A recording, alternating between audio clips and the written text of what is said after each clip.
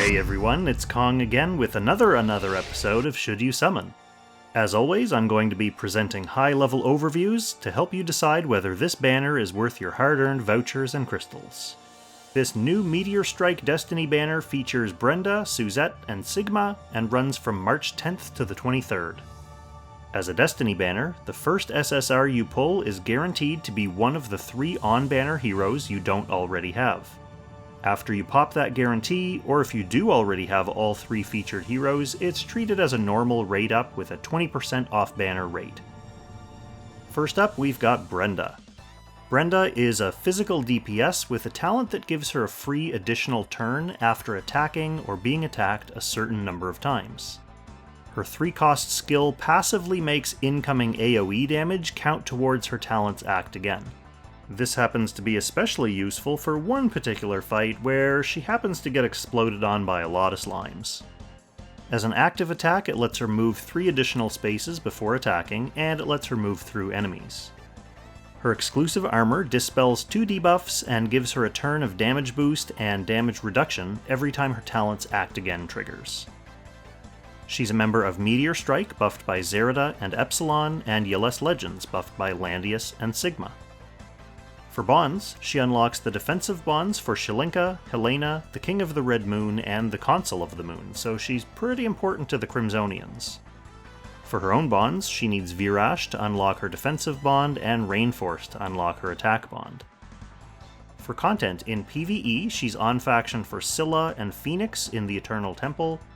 She's also top tier for both Nidhogg and Jormungandr in Ancient Beckoning, with her talent's extra turns speeding up her DPS dramatically. She has been kind of pseudo-replaced in those fights by Cherie ever since Cherie got her SP form, which allows her to attack again, with relatively easy conditions.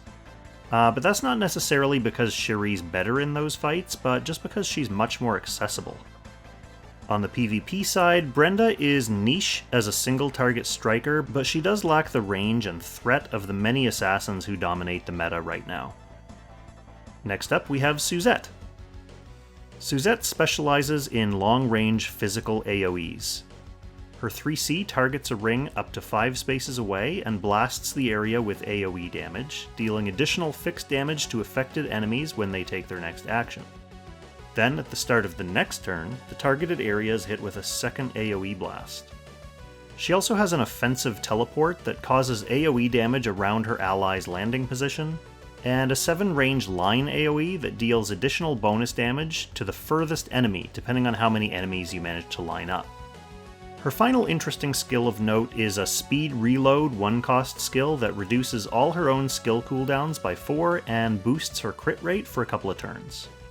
Her unique equipment is a weapon that allows her to take a Legion of Glory faction buff and also lets you target your AoE skills on map tiles instead of requiring an actual targetable enemy to be there.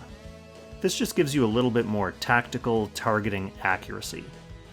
She's a member of Meteor Strike, buffed by Zerida and Epsilon, Langrisser Reincarnation, buffed by Ares and Hilda, and with her unique weapon equipped, Legion of Glory, buffed by Ledin, Elwyn, and Grenier.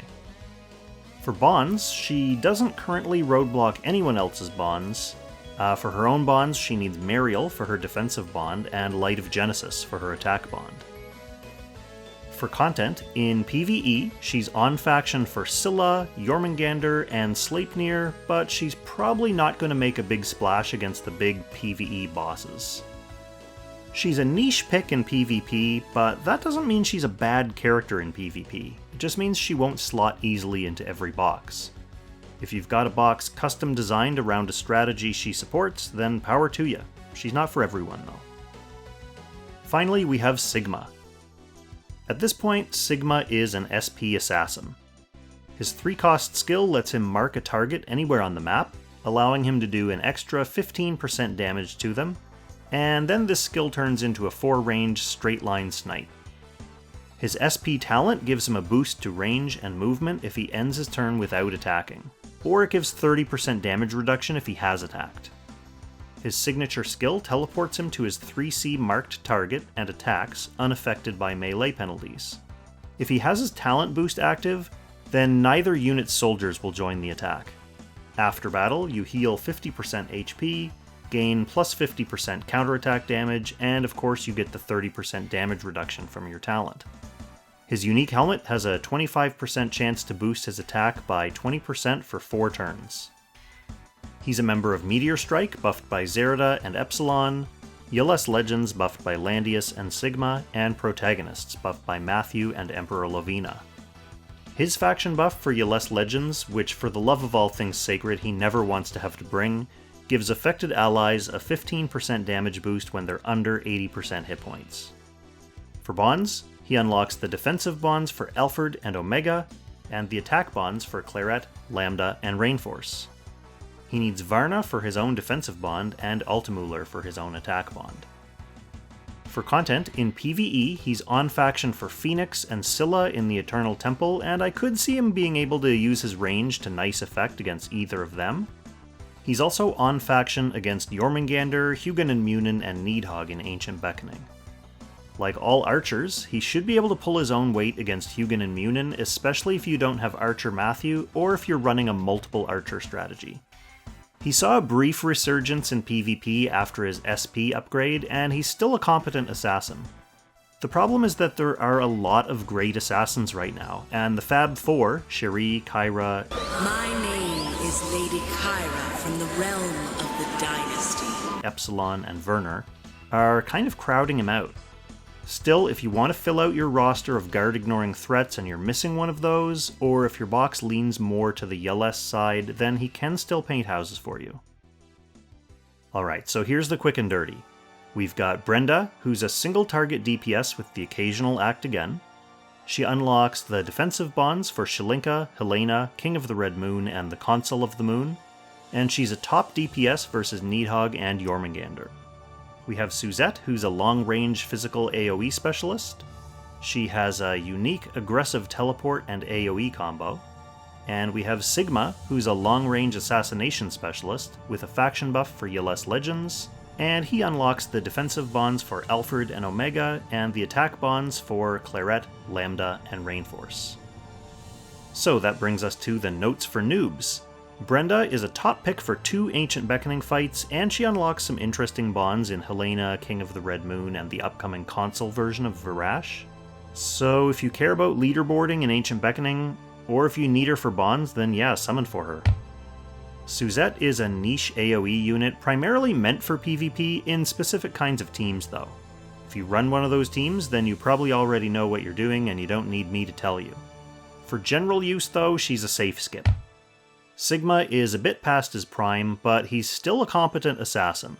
He unlocks a lot of bonds, but they're all kind of dubious value. I'd say he's more generally useful than Suzette, but if you're a brand new player, then you don't really need him. And finally, just the usual reminder about upcoming banners. There's not really another must-summon banner here until the Iron Chancellor in April, although there are several other useful characters making returns in the meantime. So for example, we have Florentia and Rosenseal, and the return of the Lana, Rachel, Tiaris, and Juglar, Yulia, Landius classic Destiny banners. There's also going to be an equipment banner in the mix in about a month, featuring a really nice new piece of body armor that reduces incoming magical damage, if you're the kind of whale to summon on equipment. Alright, so that'll be it for this episode, so thank you so much for watching, and I'll catch you in the next Should You Summon. Extra special thanks, of course, to our Langrisser tier channel members for generously supporting the channel directly. So shout out to Levitt, Derek Gunderson, Kate Soon, Jared Portela, Eden Seal, Titan Bradicus, Jerome Meyer, and Shara Ilimerius. Thanks so much, everyone.